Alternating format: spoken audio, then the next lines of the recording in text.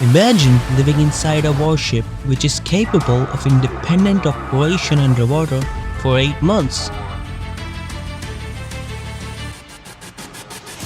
While it may look depressing living inside a steel structure for an extended period of time, there's a whole world inside that structure to make the sailor's life less depressing. In today's video, we'll explore life inside a submarine and how the whole of submarine is dependent on a single person. If he messes up and nobody notices it, then... So keep watching our channel, The Curious Corner.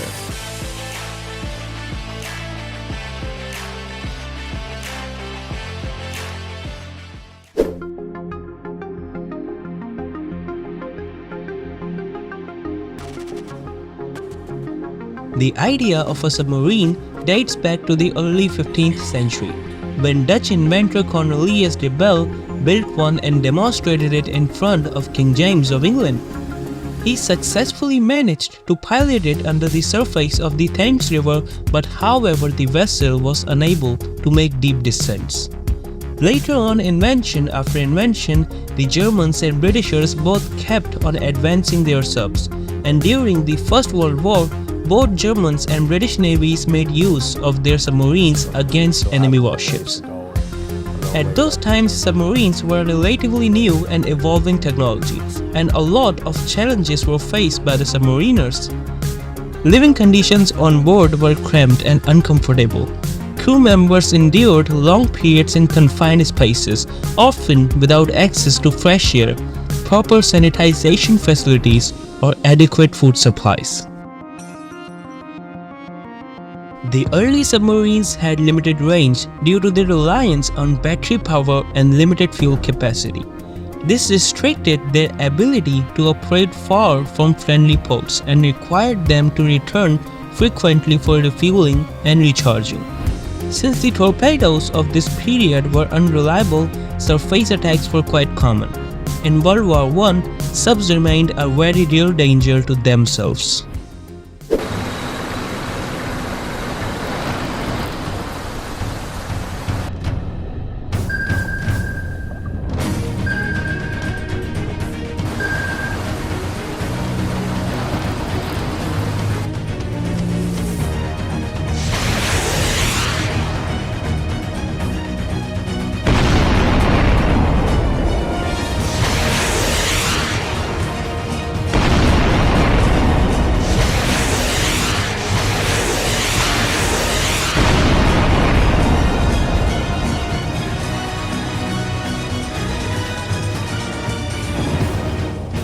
In modern days, the submarines are more advanced than you can imagine. An average submarine these days can even survive a hurricane easily by diving 600 feet beneath the ocean. The navies of different countries ensure that there are plenty of recreation activities on board for the sailors to keep their morale high. During their 6-hour recreation time, crew members can play video games, watch movies, read books, work out in the gym, and can even hang out or play board games with their fellow officers.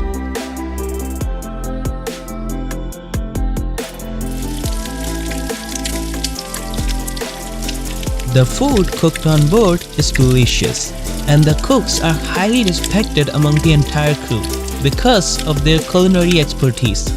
Despite the tight congested space, good meals are the rule, and extra funding for food makes submarines the best feeders in the Navy. The cooks are responsible to prepare food for more than 120 submariners almost 4 times a day, which includes breakfast, lunch, dinner, and mid-rats. Electric-powered stoves are used to prevent flames inside a sub. The meals are typically high in protein and carbohydrates to maintain energy levels during long period of time spent underwater. For most submariners, a day without delicious meal is nothing but a hassle. The best meals are typically served in the first few weeks, and after that it's mostly canned and frozen ingredients. But the menu is still pretty much delicious, which includes pizza, steak, lobsters, burgers, fries, sandwiches, tacos, hot dogs, and pretty much every mouth-watering cuisine you can imagine, including ice cream. Different types of meals are served each day to make the sailor's life less depressing.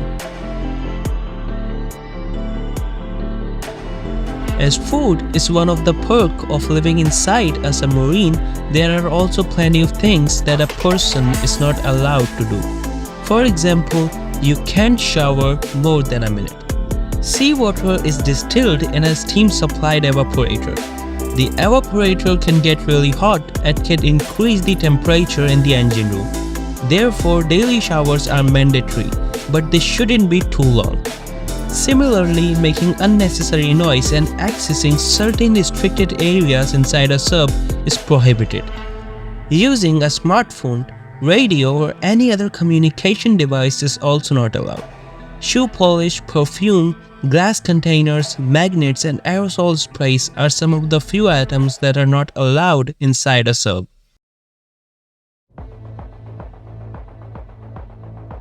According to most submariners, the first 72 days after getting deployed on the sea are not that boring because subcrews are kept very busy. They drill constantly on shipping drills and on engineering, and not even a single person inside the submarine is useless. The command center is responsible for the steering position and ensures safe travel. The sound room is responsible to track objects above and below the surface. It can get a 360-degree picture of the sea around it, and the maneuvering room controls the power and speed of the submarine. In all of these rooms, there's not even a single room for a mistake. The most important person inside the sub is the sonar operator. Sonar operators are trained specialists who manipulate sensitive audio and sensors to detect and locate enemy warships. Any ship moving through the water makes a certain amount of sound, and it's the responsibility of the sonar operator to detect it before it's too late. As there are no doctors on board, the medical department of a submarine is manned by one independent duty corpsman to handle stitches and injuries. But however, during a mission, if a crew member becomes severely ill or injured, there is no way to evacuate the person to a ship-based hospital, and most probably that person will die on board, and everybody on the sub knows that. Working inside a sub is quite a frustrating job, and to become a submariner, you have to be a highly intelligent, dedicated, and a hard-working individual. In the United States, only 1 in 14,000 people meet the requirements to become a submariner. But the real question is, why would anyone want to live a life like this? While there are a few definite perks like the food is better than average, the pay is a little better, and the officers who live inside are quite like a family. But above all, it's the patriotism that makes a person bear all the hardships and serve their country. Therefore, in my opinion, submariners are the real heroes of the Navy. Thank you so much for watching. Please like and subscribe our channel, The Curious Corner.